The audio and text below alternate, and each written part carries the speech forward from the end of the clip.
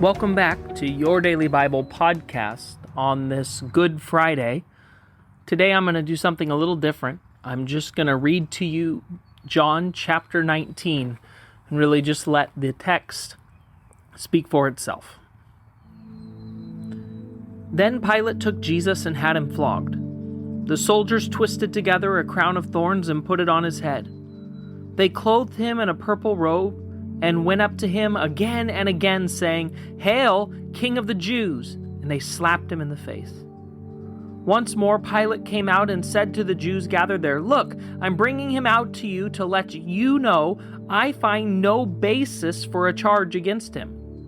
When Jesus came out wearing the crown of thorns and the purple robe, Pilate said to them, "Here is the man." As soon as the chief priests and their officials saw him, they shouted, "Crucify! Crucify!"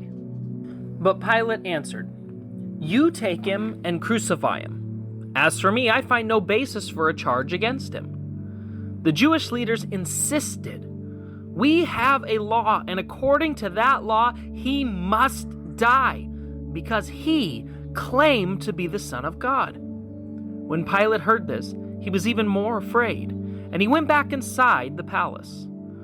"Where do you come from?" he asked Jesus. But Jesus gave him no answer. "Do you refuse to speak to me?" Pilate said.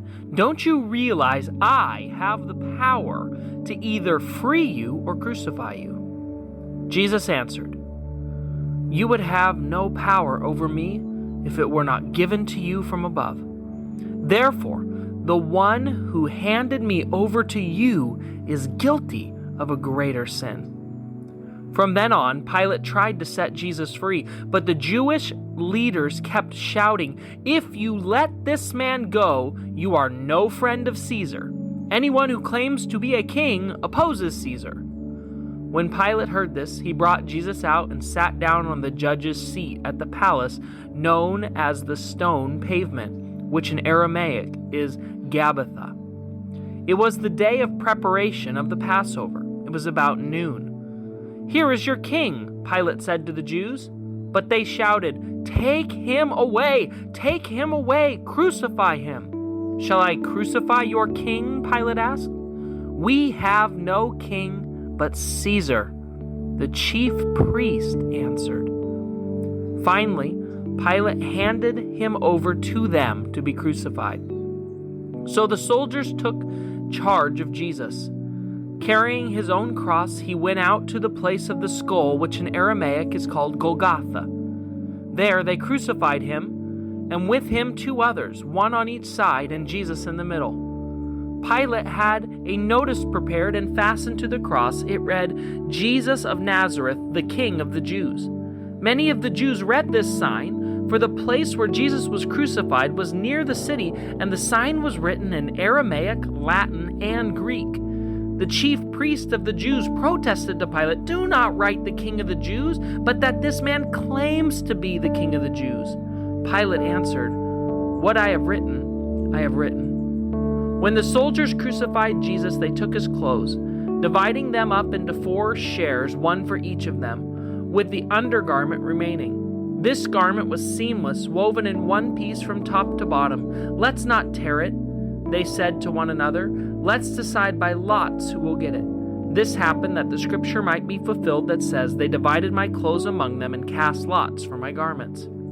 So this is what the soldiers did. Near the cross of Jesus stood his mother's sister, Mary, the wife of Clopas, and Mary Magdalene. When Jesus saw his mother there and the disciple whom he loved standing nearby, he said to her, "Woman, here is your son," and to the disciple, "Here is your mother."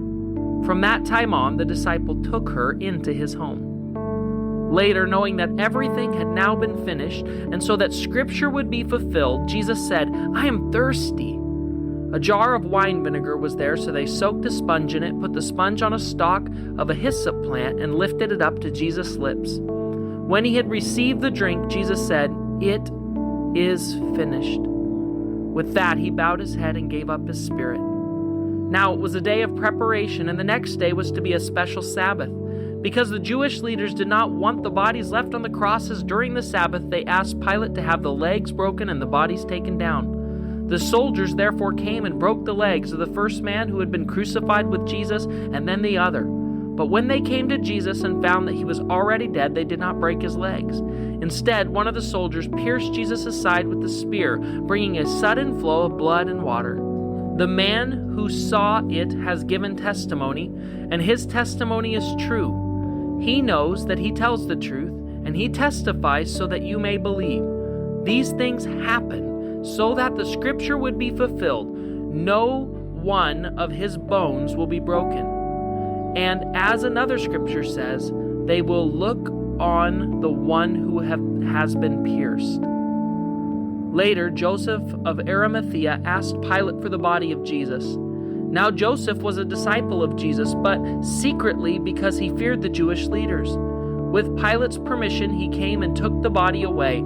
He was accompanied by Nicodemus, the man who earlier had visited Jesus at night. Nicodemus brought a mixture of myrrh and aloes, about 75 pounds. Taking Jesus' body, the two of them wrapped it with the spices and strips of linen. This was in accordance with Jewish burial customs. At the place where Jesus was crucified, there was a garden, and in the garden a new tomb, in which no one had ever been laid, because it was the Jewish day of preparation, and since a tomb was nearby, they laid Jesus there.